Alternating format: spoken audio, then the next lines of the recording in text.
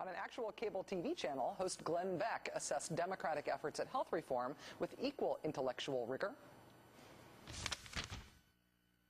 America has spoken clearly, consistently. We are, excuse this analogy, but I feel like it's true, we're the young girl saying, no, no, help me, and the government is Roman Polanski. From the same network, another host, Bill O'Reilly, couldn't help himself either, calling into Mr. Beck's radio program with this warning to the Democratic Speaker of the House. I think people, when they figure out how badly they're going to get hurt in the next few years, there's going to be a tea party on taxes, and it's going to get nasty.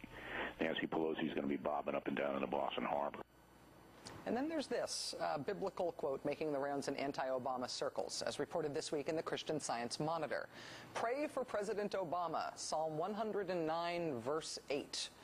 What's Psalm 109, verse 8? Well, it reads, "Let his days be few, and let another take his office." Let his days be few. It's followed immediately by another verse, "Let his children be fatherless, and his wife a widow." And don't forget, that sentiment is now being merchandised on bumper stickers, on mouse pads, on teddy bears, on aprons, framed tiles. Those are nice. Keepsake boxes, T-shirts. Let his days be few. How cute, on a teddy bear. Is anybody else creeped out by this?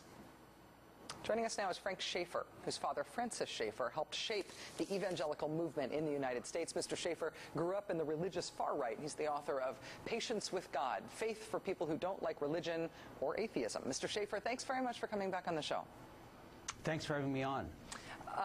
Let his days be few and let another take his office. Let his children be fatherless and his wife a widow. This is such strong language in secular terms about President Obama. Can you tell me if this means something less threatening to people hearing this in a biblical context? No, actually, it means something more threatening. I think the situation that I find genuinely frightening right now is that you have a ramping up of biblical language from the anti-abortion movement, for instance, death panels and this sort of thing. And what it's coalescing into is branding Obama as Hitler, as they have already called him, as something foreign to our shores. We're reminded of that. He's born in Kenya. As brown, as black, above all, as not us. He is Sarah Palin's not a real American.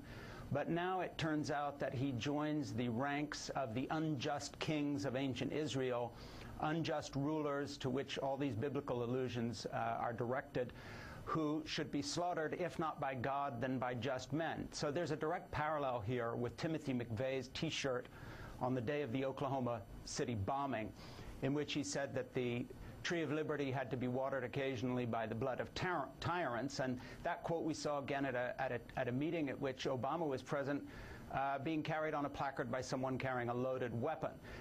What we're looking at right now is two things going on. We see the evangelical groups that I talk about in my new book, Patience with God, enthralled by an apocalyptic vision that I go into in some detail there. They represent the millions of people who have turned the Left Behind series into bestsellers. Most of them are not crazy, they're just deluded. But there is a crazy fringe to whom all these little messages that have been pouring out of Fox News, now on a bumper sticker, talking about doing away with Obama, asking God to kill him. Really, this is trawling for assassins. And this is serious business. It's un-American, it's unpatriotic, and it goes to show that the religious right, the Republican far right, have coalesced into a group that truly want American revolution. And if it turns out to be blood in the streets and death, so be it. This is not funny stuff anymore. They cannot be dismissed as just crazies on the fringe. It only takes one.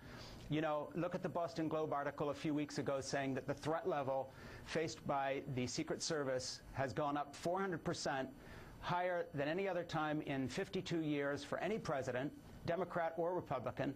These are no jokes. And as I talk about in Patience with God, if you trace these origins back to this paranoid, deluded evangelical group, of which me and my father, sadly, were not only members but leaders in the 70s and 80s, the foot soldiers that people like Dick Armey and others are using now to push their political agenda to undo health care are also people that have within their ranks people such as the person who murdered Dr. Tiller. and killed 3 police officers in Pittsburgh because they thought Obama would take away their guns. This bumper sticker simply says to them, it's open season.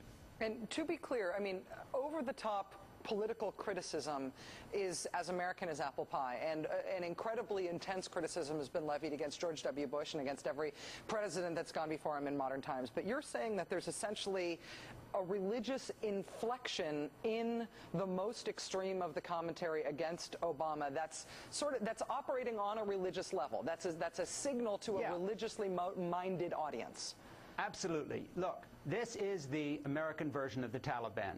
The Taliban quotes the Quran, and Al-Qaeda quotes certain verses in the Quran in or out of context, calling for jihad and bloody war and the curse of Allah on infidels. This is the Old Testament biblical equivalent of calling for holy war. Now, most Americans will just see the bumper sticker and smile and think that it's facetious. Unfortunately, there are 22 million Americans or so who call themselves super conservative evangelicals. Of this, a small minority might be violent, but the general atmosphere here is really getting heated. And what surprises me is that responsible, if you can put it that way, Republican leadership and the editors of some of these Christian magazines, et cetera, do not stand up in holy horror and denounce this. You know, they're always asking, where is the Islamic leadership denouncing terrorism? Why aren't the moderates speaking out? Well, I challenge the folks who I used to work with that I talk about in my book, Patience with God, and I would just say to them, where the hell are you? This is not funny anymore. And be it on your head if something happens to our president, if you are going to go around supporting and not speaking out against this stuff. It's not just a question of who's doing it. The bigger question is, where are the people speaking out against these things? I don't hear those voices raised in the evangelical fundamentalist community, and until I do, my opinion is they're culpable. And one last thing on this. I think it points up the fact that Obama's supporters, of which I have been one since he began running, had better start speaking up in support of him and not sniping at him all the time because he's not moving towards change as fast as we'd like in every area. This is serious stuff. The chips are down. He has real enemies. Some of them are violent.